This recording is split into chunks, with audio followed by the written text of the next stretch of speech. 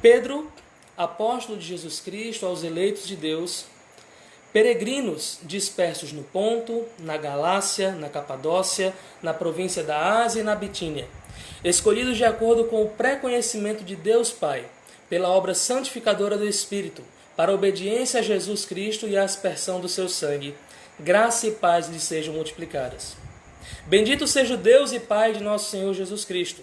Conforme a sua grande misericórdia, Ele nos regenerou para uma esperança viva, por meio da ressurreição de Jesus Cristo dentre os mortos, para uma herança que jamais poderá perecer, macular-se ou perder o seu valor. Herança guardada nos céus para vocês, que, mediante a fé, são protegidos pelo poder de Deus, até chegar à salvação prestes a ser revelada no último tempo. Nisso vocês exultam, ainda que agora, por um pouco de tempo, devam ser entristecidos por todo tipo de provação.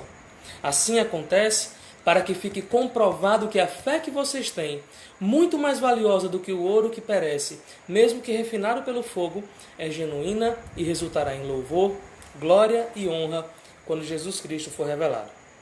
Mesmo não o tendo visto, vocês o amam, e apesar de não o verem agora, creem nele e exultam com alegria indizível e gloriosa, pois vocês estão alcançando o alvo da sua fé, a salvação das suas almas. Amém. Que Deus possa colocar essa porção da sua palavra em nossos corações. Eu convido você a mais uma vez fechar seus olhos, baixar sua cabeça e pedir que o Senhor venha falar conosco através da sua palavra. Vamos orar mais uma vez? Pai, obrigado, Senhor. Obrigado porque a tua palavra é viva, é eficaz, e porque apesar de escrita há tanto tempo, nos soa tão atual, Senhor. Que o teu Espírito Santo, mesmo que inspirou o apóstolo Pedro a escrever essas coisas, possa estar sobre nós nessa noite, para que possamos, Senhor, ouvir a tua palavra e entender aquilo que o Senhor deseja dizer aos nossos corações nesse momento que estamos atravessando, Deus. Que a tua palavra seja o nosso escudo, que a tua palavra seja o nosso conforto, o nosso consolo e o nosso encorajamento. Em nome de Jesus. Amém. Meus irmãos, 1 Pedro, essa carta do apóstolo Pedro, foi escrita, como nós vimos nos 2 primeiros versos, para irmãos que estavam dispersos, eram peregrinos, ele chama. Dispersos, ele cita algumas das províncias pelas quais eles estavam. E eles estavam vivendo tempos difíceis, tempos de perseguição. E da mesma maneira, nós estamos vivendo tempos muito difíceis. Constantemente nós somos pautados pelo medo. A gente já vivia numa sociedade marcada pela violência, pela falta de segurança, uma sociedade que não tem mais lugares seguros, e agora nós temos essa pandemia mudando totalmente as nossas vidas mais ainda, mudando nossos hábitos, nos impedindo de trabalhar e estudar da maneira que nós fazíamos sempre, nos impedindo de congregar. Nós não podemos mais estar juntos, pelo menos por enquanto, em um templo. Houve uma liberação que saiu essa semana, mas requer ainda tantos cuidados que nós precisamos pesar se realmente vale a pena já retornarmos ou não. Isso é algo que nós precisamos olhar com bastante cuidado, mas essa pandemia, essa doença, esse vírus vem mudando as nossas vidas. Nós estamos mais inseguros do que estávamos antes. E a pergunta que nós nos fazemos muitas vezes é: será que a gente vai sair vivo dessa? Será que a gente vai conseguir sair bem? São situações como essas que fazem a gente pensar se a gente vai realmente ficar são e salvo. Diariamente nós vemos nas notícias o número de mortos e o número de contaminados crescendo. Às vezes faz até mal para a gente ver tanta coisa. São mais de 20 mil pessoas, aliás, mais de 22 mil pessoas somente no nosso país que morreram por causa desse vírus. E isso faz a gente pensar: cadê Deus? Como é que Ele deixa tudo isso acontecer? Será que Ele não está vendo tudo isso? Será que Ele não tem poder sobre essas coisas? Por que essas coisas acontecem? Por que esse mal sobrevém sobre nós? E a gente pensa: será que nós seremos mais um número nessa estatística de mortos? Será que algum familiar nosso vai ser? Alguns já tiveram parentes que foram levados por isso? Qual o papel de Deus? Qual o papel da igreja? Qual deve ser nossa reação em meio a isso tudo? Quando nós saímos de casa, nós não temos garantia de que vamos voltar. Ou ainda, se voltarmos, se não vamos estar trazendo essa doença para casa. É uma agonia constante, diária, que nós estamos passando. E é muito difícil manter a calma nisso tudo. Nessa carta do apóstolo Pedro, as pessoas para quem ela foi endereçada eram pessoas que também viviam momentos de insegurança. Se você ler a carta inteira, você vê que por 16 vezes você encontra alguma palavra que tem a ver com perseguição, sofrimento, provação. E nós estamos passando momentos de sofrimento, provação, tristeza. Pedro inicia a carta se apresentando, ele fala Pedro, apóstolo de Cristo, e ele identifica, como falamos no início, os irmãos ali como crentes, como eleitos de Deus, de acordo com o pré-conhecimento de Deus Pai, pela obra santificadora do Espírito, para a obediência a Jesus Cristo e a aspersão de seu sangue. Esses eleitos de Deus estavam peregrinos naquele momento, estavam dispersos. A perseguição cristã, a perseguição aos cristãos se iniciara com força, e alguns deles haviam perdido propriedades, perdido tudo o que tinham, sido expulsos de suas famílias, somente por terem escolhido a Cristo. Eles passavam por uma situação muito difícil, e Pedro escreve essa carta para animá-los. E a partir do versículo 3, que é o que nós vamos pegar para a nossa pregação, ele traz um louvor a Deus pela salvação derramada sobre aqueles que estavam recebendo essa carta. Pedro quer passar segurança para quem está inseguro. E essa segurança se encontra na salvação que eles têm em Cristo. E meus irmãos, eu não sei vocês, mas eu estou precisando também de segurança. Eu estou precisando ouvir uma palavra de ânimo, e nada melhor para nos animar do que a palavra de Deus. Nada tem esse poder como a palavra de Deus. Nós precisamos encontrar segurança em meio a esse caos, nós precisamos encontrar alento em meio a tanta tristeza, nós precisamos encontrar um norte no meio de tanta desinformação que nós temos. E hoje nós veremos que esse norte, essa orientação, esse alento, essa esperança e esse ânimo nós encontramos na nossa salvação em Cristo. A nossa salvação em Cristo é o tema que nós vamos estudar hoje. Nós veremos que estamos e estaremos sempre sãos e salvos. Sãos e salvos. Esse é o tema da nossa pregação de hoje. Nós veremos que não importa a situação, a provação, Cristo nos garante que nós estaremos sãos e salvos. Nós vamos ver hoje a respeito da nossa salvação. Em primeiro lugar, que a nossa salvação em Cristo é garantida pelo poder de Deus. A nossa salvação em Cristo é garantida pelo poder de Deus. Dá uma olhadinha no versículo 3. Se você fechou sua Bíblia, abra de novo. Nós vamos voltar constantemente.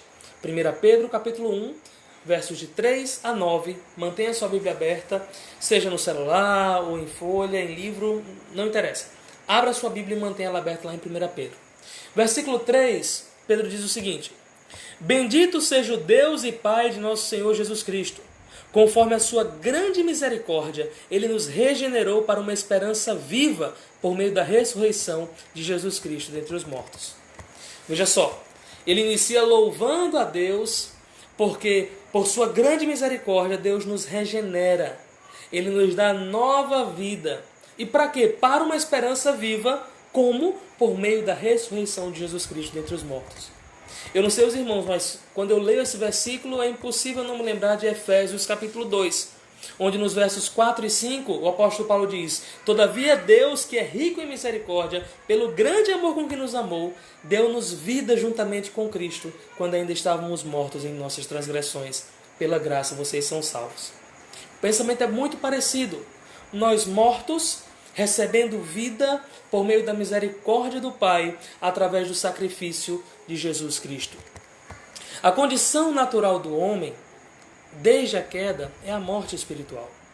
Todos nascem mortos espiritual, porque o nosso pai Adão pecou. Nós estávamos em Adão quando ele peca. E a queda que atinge ele e sua esposa Eva flui por meio de todos os seus filhos, por meio de cada um de nós que somos da raça humana. Nós nascemos em pecado, como Davi diz, em pecado somos concebidos pela nossa mãe. E nós vivemos cegos pelo pecado nesse mundo até o momento em que nossos olhos são abertos pelo Espírito Santo para enxergarmos a Jesus Cristo. Nós somos defuntos, entregues às nossas próprias vontades, seguindo o curso desse mundo e sendo por natureza, como vemos lá em Efésios 2, merecedores da ira divina. É por isso, meus irmãos, que Jesus Cristo, lá em João capítulo 3, na sua famosa conversa com Nicodemos, ele diz o seguinte: ninguém pode ver o reino de Deus se não nascer de novo. O nascer de novo que Nicodemos não entende, como eu, sendo velho, vou voltar ao ventre da minha mãe? E Jesus explica: não, é necessário que seja nascido pela água e pelo Espírito. Sem esse novo nascimento, ou essa regeneração, que são sinônimos no ensino do Novo Testamento, nós não somos capazes de ver o reino de Deus. Nós não temos acesso ao Pai sem sermos nascidos de novo. E esse novo nascimento se dá porque Deus é misericordioso por meio da obra de Jesus Cristo para nós. A nossa regeneração é uma necessidade para o relacionamento com Deus. Deus é Deus de vivos e não de mortos, como diz o próprio Jesus em Lucas 20. Enquanto estamos mortos espiritualmente, Ele não é o nosso Deus. Deus é Deus de vivos. E é necessário, para que estejamos vivos, que nós sejamos revividos, regenerados, nascidos de novo pelo próprio Deus. E veja, tudo isso se inicia no momento da ressurreição de Jesus. Jesus nasce de maneira pura, Jesus cresce obedecendo a lei, Jesus faz sinais, milagres, traz ensinamentos profundos a respeito de Deus, mostra o caminho para o reino dos céus, mas após a sua morte e ressurreição, inicia-se um novo processo, um novo testamento, uma nova aliança entre Deus e os homens. A ação divina em ressuscitar Jesus foi o catalisador, foi aquilo que iniciou, foi o catalisador da misericórdia de Deus para nos dar vida, visando uma esperança viva. Quando Jesus Cristo morre naquela sexta-feira, parecia que a esperança havia morrido junto com ele. Os discípulos que vinham empolgados e que haviam deixado tudo para segui-lo, de repente se veem desorientados. O que a gente vai fazer agora? Nós largamos tudo para seguir esse homem.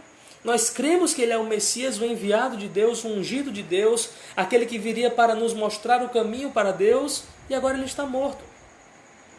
E naquele momento a esperança parece se esvair juntamente com a morte de Cristo. Mas no domingo pela manhã, quando ele ressuscita, é quando aquela mulher vai até o túmulo e o anjo pergunta: por que você procura entre os mortos ao que vive? Ele não está aqui, ele ressuscitou, como havia dito. Quando Cristo aparece para aquela mulher, quando ele se mostra vivo e ela corre para avisar os apóstolos, aí inicia-se o processo da nova aliança em Cristo. Aquela que ele prediz na ceia, quando ele dá o pão e o vinho, mostrando que ali era o seu corpo e o seu sangue. Nós vimos o seu corpo sendo estraçalhado, dilacerado, o seu sangue sendo derramado, mas agora nós o vimos inteiro novamente. E essa ressurreição inicia esse novo momento do povo de Deus. Aqueles irmãos que receberam a carta de Pedro, aqueles perseguidos, dispersos, peregrinos, eles eram escolhidos, eleitos de Deus, assim como nós que cremos em Cristo também somos. E não importa a situação que eles passassem, não importa a situação que nós estejamos passando, eles estavam vivos pela misericórdia do Senhor e assim podiam encontrar-se esperançosos. E essa palavra vale para você, vale para mim também. Essa palavra deve aquecer o meu coração e o seu coração, porque não importa o que nós estejamos passando, o coronavírus não é mais poderoso do que Deus. Essa quarentena não é mais poderosa que o Senhor. Nada que nós estamos passando se compara com o poder de Deus. Nós cremos em um Deus que ressuscita mortos. Nós cremos em um Deus que transforma vidas. Nós cremos em um Deus que pega pessoas que eram seus inimigos e os faz filhos.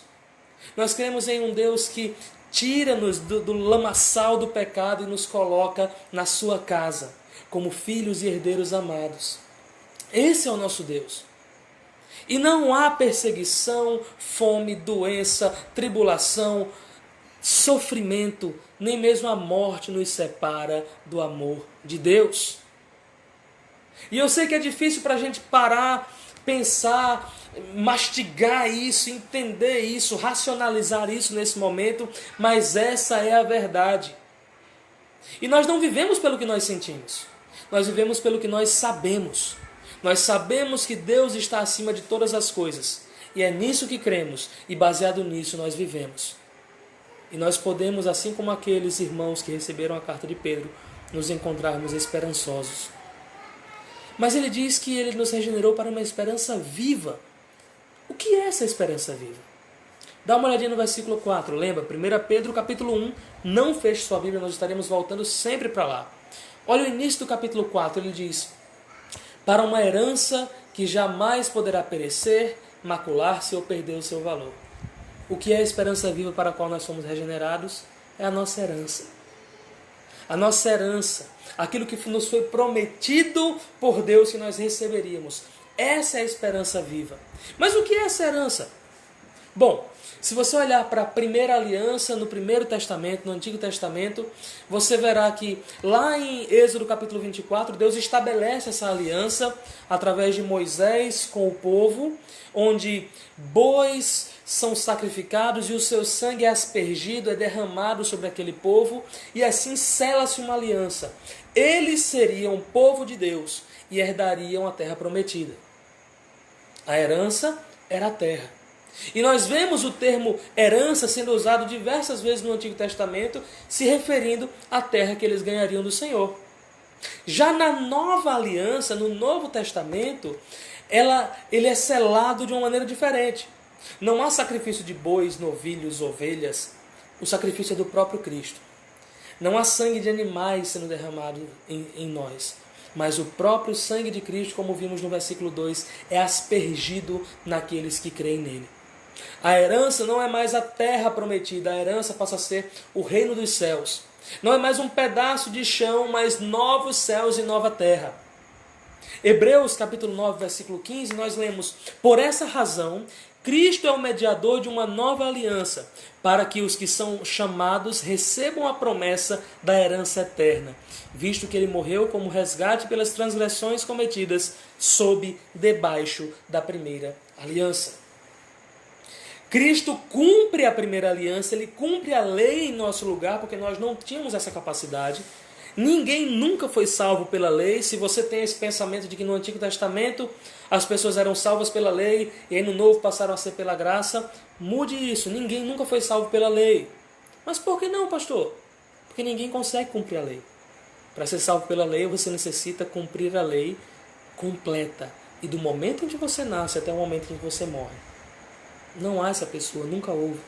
Todos aqueles do Antigo Testamento que foram salvos visando a esperança daquele que viria. Foram salvos na esperança do Messias, do ungido, do prometido, daquele que Deus fala desde Gênesis capítulo 3, daquele descendente de mulher que esmagaria a cabeça da serpente. Pois bem, nós conhecemos isso, nós temos essa nova aliança. Nós fomos ressuscitados, regenerados em Cristo e agora nós temos essa esperança viva. A esperança viva que hoje temos é a certeza do reino futuro que virá e será eterno. O povo de Israel vivia na esperança de receber a sua herança, de permanecer na terra prometida. Nós vivemos na esperança de recebermos a nossa herança. Mas essa herança não é um pedaço de terra. Essa herança não é um carro novo. Essa herança não é riqueza. Essa herança não é prosperidade. Essa herança não é saúde. Essa herança não é garantia de que nós não pegaremos doença, seja ela qual for. Essa herança é a certeza de que um dia estaremos com Cristo para todo sempre, em novos céus e nova terra. Essa é a herança. Essa é a nossa esperança viva. Nós vivemos mirando aquilo que nós teremos. Nós não vivemos por vista. Nós não vivemos olhando ao nosso redor para as coisas que estão acontecendo. Nós não vivemos baseados no que o jornal fala. Nós não vivemos baseados nas notícias que chegam no nosso WhatsApp. Nós não vivemos baseados nas notícias de Facebook. Nós vivemos baseados na palavra de Deus. E se não estamos vivendo assim, estamos errados. Se o que determina se o seu dia vai ser bom ou ruim é aquilo que você ouve no jornal, é aquilo que você lê no seu celular, você está olhando para a coisa errada. O que deve determinar como vai ser o seu dia é a sua herança. E deixa eu falar algumas características que nós encontramos aqui dessa nossa herança. A nossa herança não perece. Nossa herança não acaba, ela está livre da morte, está livre da decadência. Nossa herança permanece. A nossa herança não tem mácula. Ela está livre da impureza, está livre da imoralidade. Nossa herança é pura. A nossa herança não perde o seu valor. Sabe quando você compra um carro novo? Eu não sei, mas alguém aí deve saber. Mas sabe quando se compra um carro novo? Assim que você sai da concessionária, ele não vale mais o que você pagou. E à medida que você vai utilizando, ele vai perdendo o seu valor. Isso não acontece com a nossa herança. A nossa herança é estável. A nossa herança é de valor incalculável. E esse valor não diminui. Não importa quanto tempo você vive aqui, seja muito ou pouco, a sua herança permanece e ela é estável.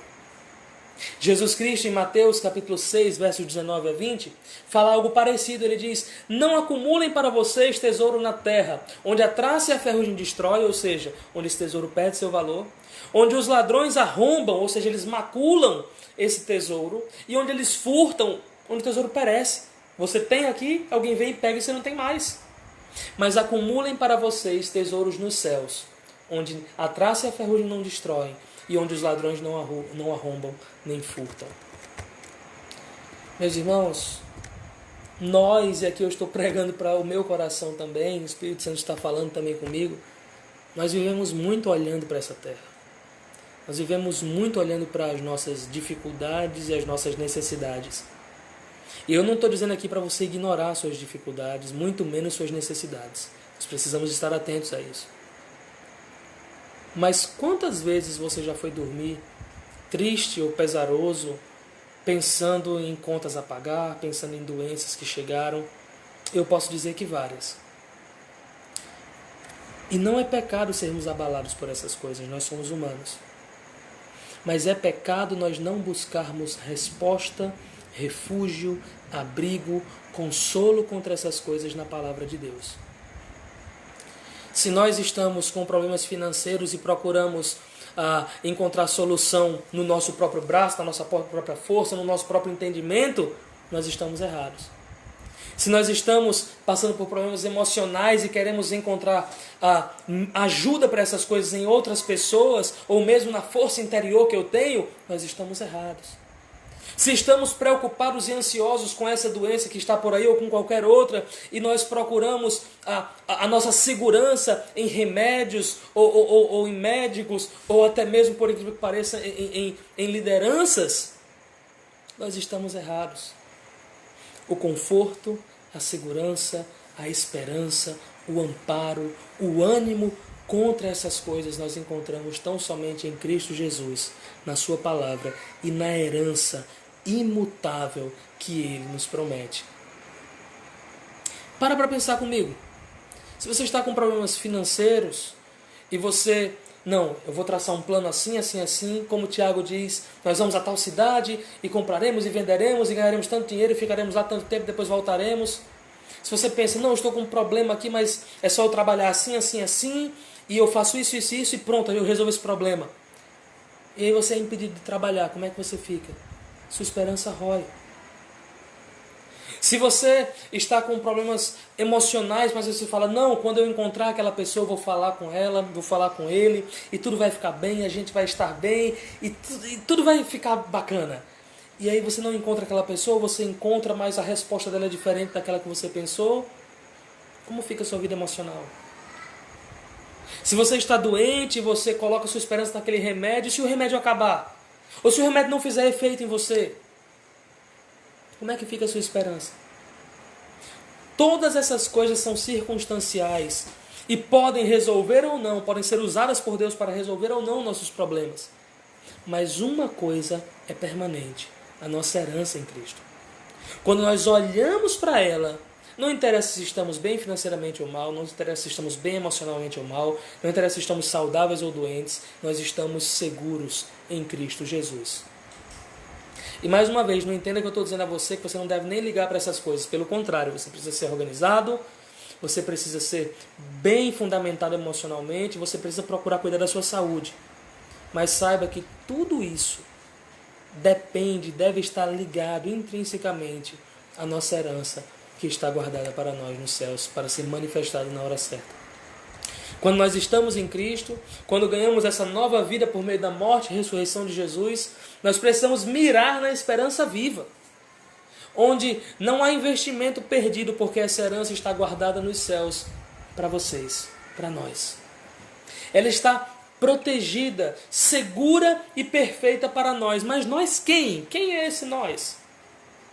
Nós sabemos que Pedro estava falando diretamente com os seus receptores, com aqueles que receberiam a carta. Mas veja, o final do versículo 4 e o versículo 5. Herança guardada nos céus para vocês que, mediante a fé, são protegidos pelo poder de Deus até chegar à salvação, prestes a ser revelada no último tempo. Olha que coisa fantástica. Olha que jogo de palavras bonito que Pedro faz aqui. A herança é guardada para os crentes e os crentes são guardados, são protegidos até que eles entrem em sua herança. Nós somos guardados, nós somos protegidos, nós somos mantidos pelo poder de Deus. O mesmo poder que ressuscitou Jesus dos mortos é usado para nos guardar, nos proteger. Pensa no encorajamento.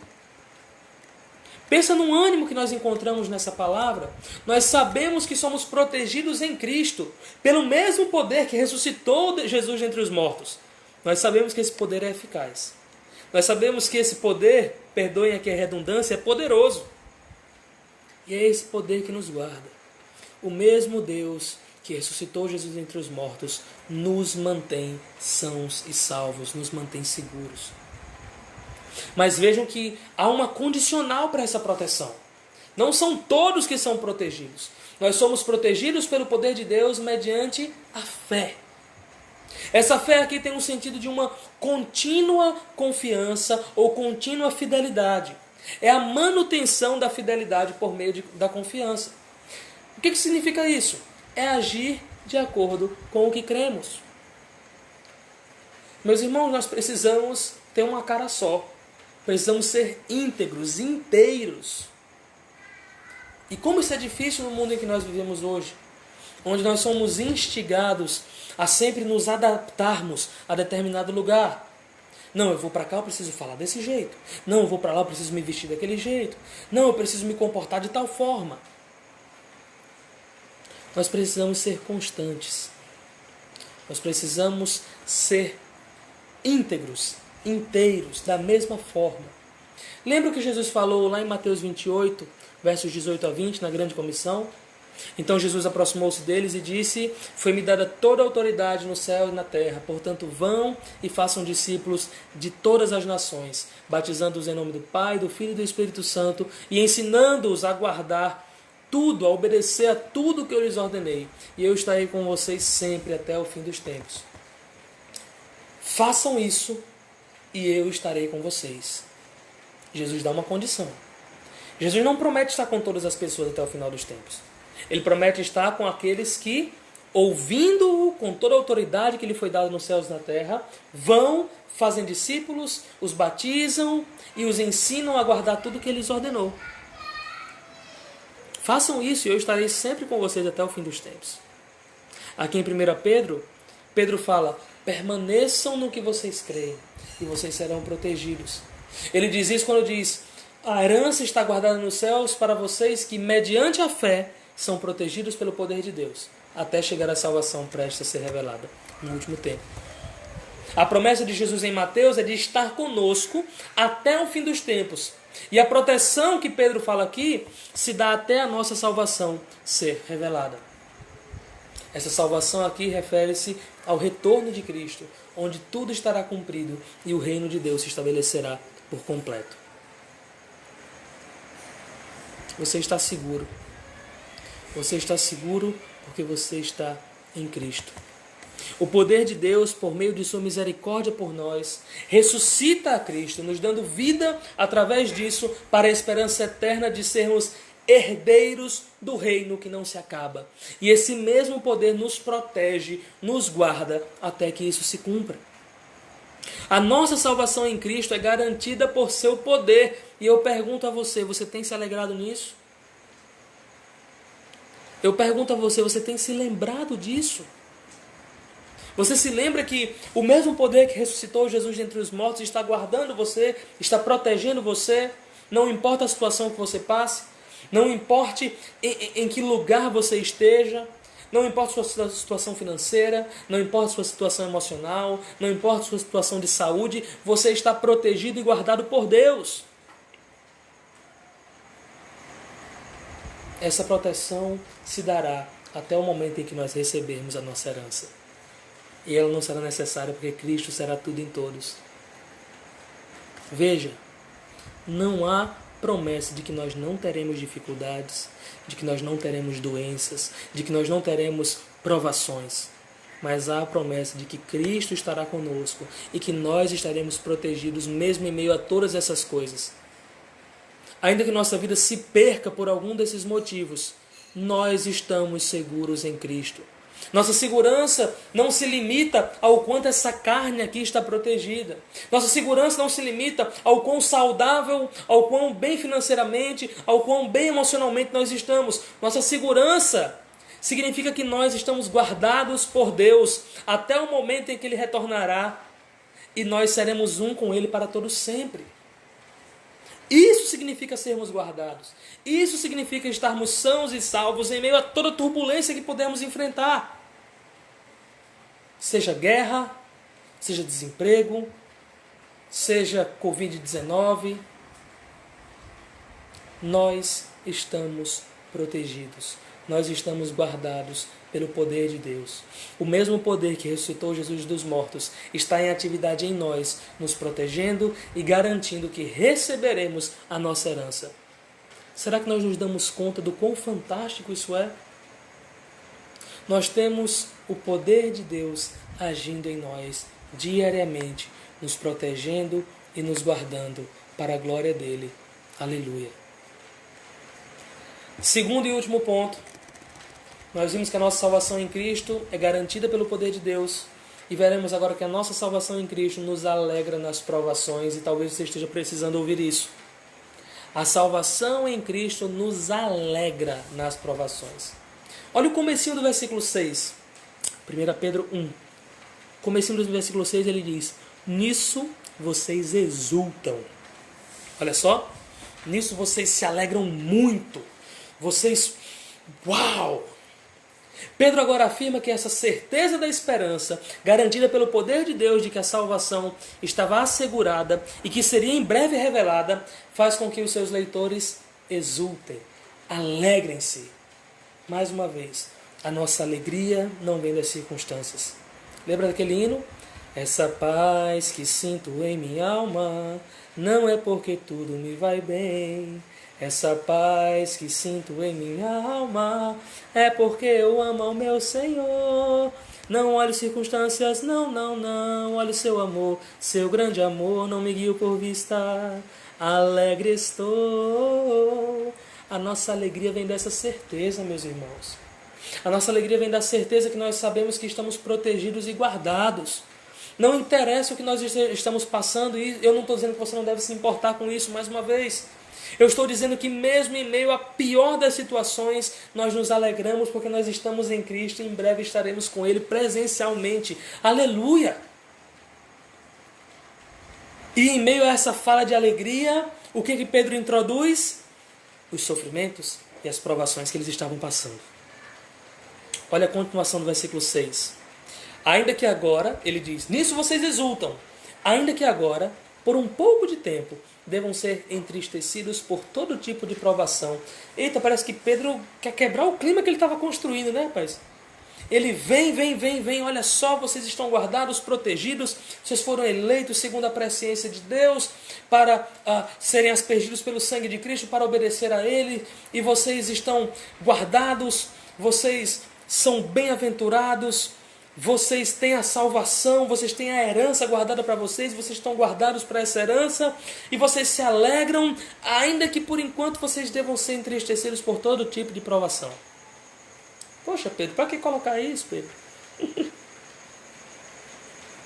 Ele colocou isso porque isso é o que acontece. Nós não vivemos um mundo colorido, um conto de fadas. Existem pessoas que, pregando um falso evangelho, dizem que você para de sofrer quando chega a Cristo. É mentira. É mentira. Não existe promessa no evangelho de que você vai parar de sofrer de que você não vai ficar doente. Não, venha para cá que você vai ser curado. E se não for curado porque você não teve fé, mentira. Deus às vezes nos cura milagrosamente. Deus às vezes nos cura através de remédios. E Deus às vezes não nos cura. E ainda assim Ele é Deus. Não caia nessa conversa de um evangelho que só traz alegria, felicidade e saúde e riqueza. A nossa herança não é nada dessas coisas. O que é a nossa herança? A nossa salvação, o reino dos céus. É estarmos com Deus eternamente. Essa é a nossa herança. E nós podemos ter saúde, podemos ter dinheiro, podemos ter uma família feliz. Podemos, isso não é ruim não, pelo contrário é muito bom. E eu quero que todos tenham. Mas eu não posso garantir a você, pela palavra de Deus, que isso é uma certeza que você nunca vai ter problema. A Bíblia não me autoriza a fazer isso. A Bíblia não me autoriza a falar isso. A Bíblia me autoriza a dizer que quem ensina isso está mentindo para você. Em meio às provações que eles estavam passando, Pedro diz que vocês devem ser entristecidos por todo tipo de provação. Aqueles irmãos passavam por tremendas provações. Simplesmente por serem cristãos, eles enfrentavam dificuldades, perseguições, confisco de bens. Alguns eram expulsos de casa tão somente porque creram em Cristo. A respeito das provações, nós vemos lá em Tiago capítulo 1, verso 2, ele dizendo: meus irmãos, considerem motivos de grande alegria o fato de passarem por diversas provações. E aí Tiago vem botar uma pulga atrás da nossa orelha. Mas rapaz, ficar alegre porque eu estou passando diversas provações, Tiago? O que é isso? O sentido só é totalmente compreendido quando nós lemos também o verso seguinte, o verso 3, quando ele diz: pois vocês sabem que a prova da sua fé produz perseverança. E essa perseverança deve ter ação completa para que nós sejamos maduros e perfeitos em Cristo. A prova produz perseverança. E a prova nos dá grande recompensa também. Olha só, volta para 1 Pedro, mantém lá, olha o versículo 7, o que Pedro diz. Assim acontece para que fique comprovado que a fé que vocês têm, muito mais valiosa do que o ouro que perece, mesmo que refinado pelo fogo, é genuína e resultará em quê? Em louvor, glória e honra quando Jesus Cristo for revelado. Essas provações trazem prova da nossa fé e trazem recompensa. Não pense você que nós não seremos recompensados, nós seremos. 2 Coríntios 4,17, Paulo diz: pois os nossos sofrimentos leves e momentâneos estão produzindo para nós uma glória eterna que pesa mais do que todos eles. Tudo que eles estavam passando seria revertido em recompensa. Eles seriam honrados, recompensados por sua fé aprovada, por sua fidelidade. Meus irmãos, isso vale para nós também. Toda aflição, todo sofrimento, toda provação, toda dificuldade que nós enfrentamos, quando estamos em Cristo, resultará em recompensa e louvor. Mas veja, para os que estão em Cristo, lembra da condição que Pedro disse?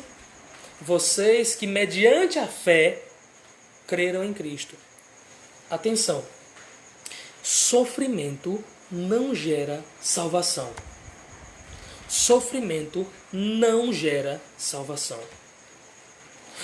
Fulaninho sofreu tanto, então vai ser recompensado. Não existe uma balança cósmica medindo tudo de ruim que passamos aqui para recebermos equivalente bondade, equivalente recompensa quando partirmos.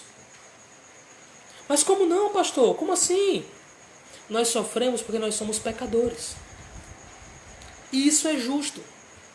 Por mais duro que isso possa parecer, nós somos pecadores. E o salário do pecado é a morte. Tudo de sofrimento que nós passamos em nossa vida e que não é a morte ainda, não é o pagamento completo pelo nosso pecado. O pagamento completo é a morte. E não somente morte física, mas morte espiritual e eterna. Esse é o pagamento, esse é o salário pelo pecado. E todos são pecadores. Uma vez que todos são pecadores, o salário que todos merecem é a morte. Então, quando qualquer pessoa, por melhor que ela possa ser, está sofrendo, isso é justo.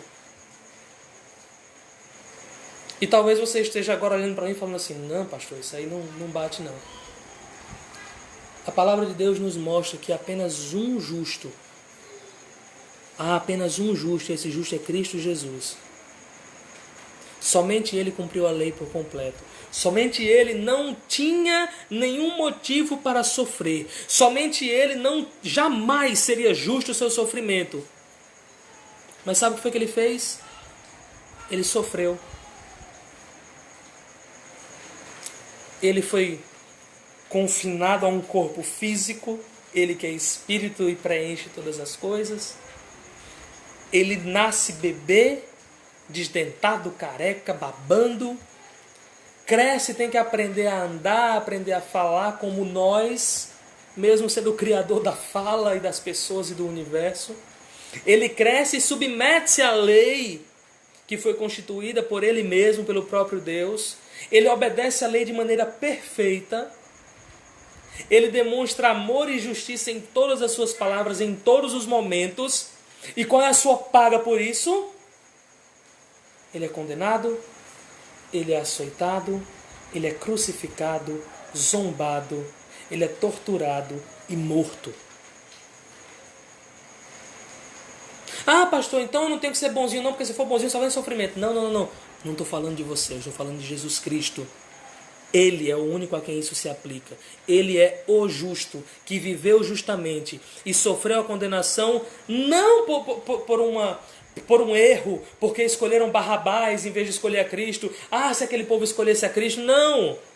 Ele veio sabendo que isso iria acontecer. Havia sido profetizado, já que aprove ao Senhor moê-lo e fazê-lo sofrer. O sofrimento de Cristo foi imputado pelo próprio Deus, para que por meio do seu sofrimento, nós que merecíamos o sofrimento e a morte eterna pudéssemos ter vida, pudéssemos ter nossa esperança viva, pudéssemos receber a nossa herança. Então não me venha falar que é injusto um pecador sofrer. Injusto é o único justo sofrer. E ele fez isso para que nós pecadores, dignos de merecimento, dignos de sofrimento, possamos receber uma herança, uma recompensa que jamais seríamos dignos de receber. Injustiça foi o que Cristo sofreu. Todo o sofrimento que nós passamos é justo pelo pecado que nós cometemos. É justo porque nós somos pecadores. Eu não estou falando aqui de uma recompensa proporcional. Ah, eu fiz isso, então eu recebo a dor de cabeça. Eu fiz aquilo, eu recebo câncer. Eu fiz aquilo outro, eu recebo... Não. Nós somos pecadores. Ponto. Todo sofrimento, castigo, doença, tristeza que vem sobre nós é consequência de sermos pecadores. Não de um pecado específico que fazemos, mas de sermos pecadores. Mas Deus é tão misericordioso, Deus é tão bondoso, Deus é tão gracioso, Deus é tão fantástico, que faz com que, para os seus filhos, para nós que cremos em Cristo Jesus, para nós que um dia entendemos que somos pecadores, um dia entendemos que não somos justos e olhamos para aquele que é o único justo e depositamos nossa fé nele, Deus é tão maravilhoso que faz com que para nós, todo esse sofrimento que seria justo cair sobre nós, nos molde para sermos mais parecidos com Ele. Para mim tenho por certo que as aflições desse tempo presente não são para comparar com a glória que há de ser revelada em nós. Essa leve e momentânea tribulação, como nós já lemos, está produzindo para nós um peso de glória incomparável. E sabe o que mais? Deus opera em todas as coisas. Deus age em todas as coisas segundo o seu propósito, para nos fazer parecidos com o seu primogênito, para que nós sejamos mais como Cristo. Então todo o sofrimento que nós passamos, se estamos em Cristo, nos faz sermos mais parecidos com Ele. Hebreus diz que ele, sendo filho, aprendeu a obediência por aquilo que sofreu, deixando para nós exemplo. Nós aprendemos com o sofrimento. E aqui eu não estou dizendo que o sofrimento é bom, não. O sofrimento é horrível. Doença é horrível. Problemas financeiros são horríveis. Problemas no casamento são horríveis. A morte é terrível. Mas Deus é tão fantástico e transforma essas coisas horríveis em ensinamento e aprendizado na vida daqueles que o chamam de Pai. Não se enganem. O mundo não será melhor após essa pandemia. Não será. Doença, confinamento, morte não muda a humanidade. A princípio nós veremos um mundo mais empático, mais preocupado, mas a humanidade não é moldada no sofrimento. Os sofrimentos só moldam quem está em Cristo. Dá uma olhada na história da humanidade. Dá uma olhada em quantas guerras houveram após tantas guerras terríveis. O homem aprendeu a não fazer guerra. Dá uma olhada em como a humanidade evolui em tecnologia, como a humanidade evolui em conhecimento, mas como permanece a mesma ou pior em relacionamentos. Olhe para o nosso mundo.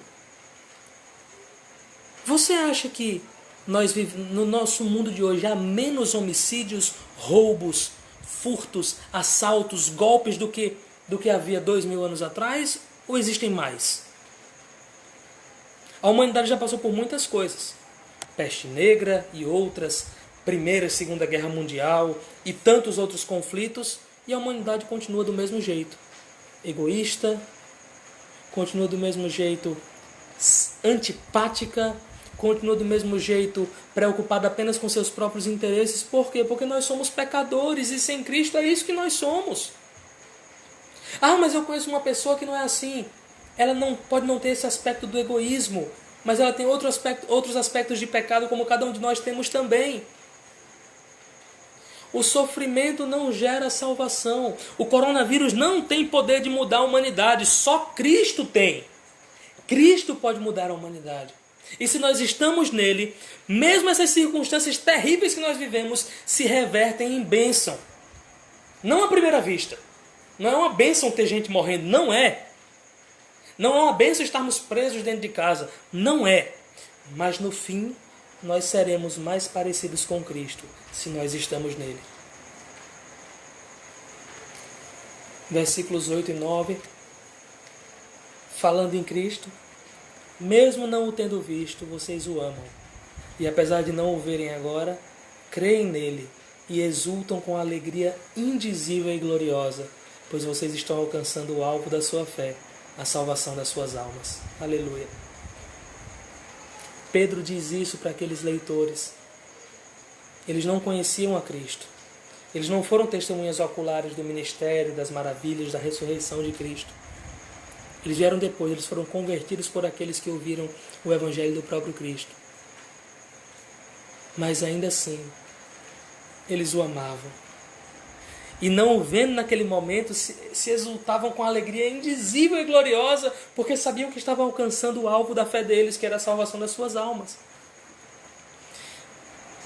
Aqueles cristãos não haviam visto Jesus, mas eles o verão em seu retorno. Jesus ainda será revelado. E mesmo sem vê-lo naquele momento, eles se alegravam de maneira fantástica por alcançarem o alvo da sua fé, a salvação. Isso vale para nós também, meus irmãos. É a nossa salvação que nos alegra em meio às provações. Nós não vimos Cristo ainda, infelizmente. Mas mesmo sem vê-lo, nós o amamos. Mesmo sem vê-lo agora, nós cremos nele e nós nos alegramos com alegria indizível e gloriosa, porque nós sabemos que estamos alcançando o alvo da nossa fé, a nossa salvação, a salvação das nossas almas. É isso que nos alegra, é esse sentimento de completude em Cristo, é saber que, apesar de eu não estar vendo agora, Ele me vê, Ele cuida de mim, Ele me guarda e Ele tem reservado para mim uma herança que bicho nenhum pode comer, que ladrão nenhum pode tomar, que circunstância nenhuma pode fazer perder o seu valor. O reino dos céus, onde eu estarei com Ele para sempre. Aleluia! Aleluia! Nesses momentos de dificuldade, de tristeza, de profunda agonia, de incerteza, quando a gente abre o jornal e a gente fica, meu Deus do céu, o que está acontecendo no mundo? E a gente vê decisões sendo tomadas que a gente fica, meu Pai do céu, o que esse povo tem na cabeça? Nós vemos pessoas depositando sua fé em outros homens. Nós vemos pessoas depositando sua fé em coisas que não são Cristo. A nossa fé deve estar depositada tão somente no autor e consumador dela, Jesus Cristo. É Ele quem honra a nossa fé. É Ele quem nos recompensa por todo o sofrimento, porque nós aguardamos nele. Sabendo que essas provações produzem recompensa para nós e que nós veremos a Cristo, não há outra atitude desejável senão exultar com alegria indizível e gloriosa. Aleluia! Deus está no controle. Jesus Cristo é Rei soberano. Ele reina. Ele governa todas as coisas. E não vai ser um vírus que vai tomar o seu poder. Não vai ser um confinamento que vai fazer ele ficar menos poderoso. Não vai ser a distância e a impossibilidade de estarmos juntos que vai fazer com que ele seja menos poderoso. Ele detém todo o poder e isso nos alegra.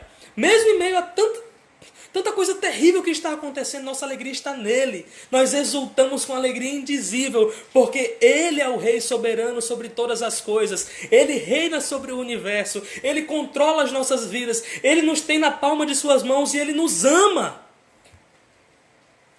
Por mais que as circunstâncias queiram dizer o contrário, nós não vivemos pelas circunstâncias. Como Paulo diz lá em 2 Coríntios 5,7, nós vivemos por fé e não pelo que nós vemos. Eu sei que em momentos como esse é muito difícil olhar para as circunstâncias, olhar para as pessoas que estão morrendo ao nosso redor e não temer por isso e não ficar desolado. Mas não são as circunstâncias que determinam como nós devemos viver. É a palavra de Deus. O conhecimento que nós temos de Cristo. É isso que direciona as nossas vidas. É isso que deve ser o nosso alvo, o nosso norte. A nossa fé deve superar a nossa visão. Até porque nós não temos como enxergar o plano completo.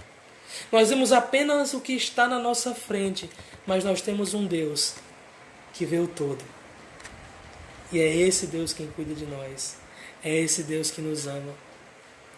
Eu pergunto a você, você tem vivido por fé? Ou você tem vivido por vista? Você tem se baseado naquilo que a palavra de Deus diz sobre nós? Ou você tem se baseado naquilo que o jornal tem dito? Não ignore o que o jornal diz. Não saia por aí dizendo, Deus me protege, então eu posso sair. Não! Deus te protege e dá sabedoria e entendimento para que a gente se previna contra doenças também. Até porque nós não estamos imunes a doença nenhuma. Nós não estamos imunes a sofrimento nenhum. Mas nós estamos imunes ao desespero. Enquanto as pessoas se desesperam, nós temos uma esperança viva, baseada na obra imutável de Cristo na cruz, que pelo poder de Deus permanece até hoje em nós, nos guardando para a herança eterna que receberemos um dia. Aleluia. Que Deus nos abençoe. Que Deus possa cuidar de você nessa semana e que você possa se alimentar da palavra dele. Que tenha momentos devocionais. Se você está em casa com a família, aproveite esse momento para fazer isso. Essa quarentena é horrível, essa doença é horrível, mas ela pode nos deixar um legado de famílias reunidas semanalmente, diariamente, lendo a palavra de Deus. Aproveite isso. Que esse momento de tristeza, sofrimento, que nós possamos olhar para o final dele, sabendo que ele resultará em glória, louvor, e que Cristo nos guarda e nos protege, porque nós somos dele. Amém? Meus irmãos, que Deus possa abençoar você nessa semana, que Ele possa te guardar em todos os seus caminhos. Eu não sei quantos de vocês podem ficar em casa durante todo o tempo. Se você puder, fique. Se você tem que trabalhar, tome todas as precauções e que Deus possa estar lhe abençoando e lhe guardando em meio a tudo isso que nós estamos vivendo. Que Ele possa lhe proteger, que Ele possa cuidar de você e que você sinta-se seguro nas mãos dele. Vamos orar para encerrarmos o nosso culto? Pai, glória a Deus pela Tua palavra, Senhor. Obrigado, Senhor, porque ela é viva e eficaz. Ela nos encoraja, ela nos confronta, ela nos conforta, ela nos anima. Obrigado, Senhor. Que em meio a todos esses problemas que nós estamos vivendo, ó Pai, que nós possamos estar sóbrios e firmes, apontando o caminho para aqueles que estão perdidos, apontando para Cristo, o caminho, a verdade e a vida. Enquanto as pessoas brigam e se desesperam, que nós possamos ser um porto seguro. Faz da tua igreja um local de informação, Senhor. Faz da tua igreja um local de informação, tanto a respeito dos nossos problemas terrenos, como essa doença que enfrentamos, mas principalmente a informação a respeito da vida eterna, da herança que está guardada para nós em Cristo. Nos ajuda, Pai, a indicarmos o caminho seguro, a indicarmos o caminho que é Cristo. Nos ajuda, Pai, a cuidarmos daqueles que estão passando por problemas, a cuidarmos daqueles que estão doentes, daqueles que têm parentes doentes. Nos ajuda, Pai, a olharmos para os que estão em necessidade ao nosso redor e cuidarmos dele, Pai. Que a mão da tua igreja esteja estendida para ajudar quem precisa, Pai, assim como a tua não se encolhe para nós. Que o Senhor nos abençoe nessa semana e nos conduza em paz e em alegria, mesmo em meio às provações. Não porque nós ignoramos os problemas, mas porque nós sabemos que o nosso Deus é maior que todos eles. Cuida de nós, Senhor, em nome de Jesus. Que o amor de Deus, nosso Pai, a graça do nosso Senhor e Salvador Jesus Cristo, a comunhão, as consolações, as orientações e o poder do Espírito Santo estejam sobre cada um de vós e sobre a Igreja de Deus espalhada por toda a face da terra, hoje e para todo sempre. Amém. Que Deus nos abençoe. Que Deus lhe abençoe, tenha uma semana abençoada e guardada pelo Senhor. E até mais. Tchau.